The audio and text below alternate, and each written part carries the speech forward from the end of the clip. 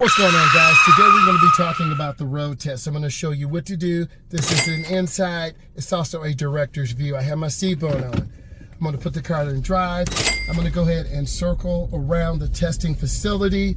I'm in the Midwest, so let's go ahead and get this, and I'm going to take you through the process. The first one is the stop line. You want to go very slow, and you want to roll up forward. Your car cannot pass between the blue line. It's got to be between the blue line and white. So I'm going to go up and look, and then I can look, and then I stop. And you put the car in park. Then the examiner will come out, give you a thumbs up. Next one is the reverse park or bay park. So you can let down your window. You can also use your backyard camera, but I tell my clients to be able to look out. You want to be able to look out the window. So I'm going to reverse back, just like backing in the driveway. I'm going to turn hand over hand to the left. The rear will go in to the left. The front will swing out.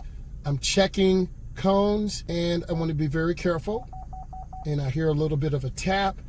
Now, I'm going to go ahead and reposition. I will receive 1- for that, and that's fine.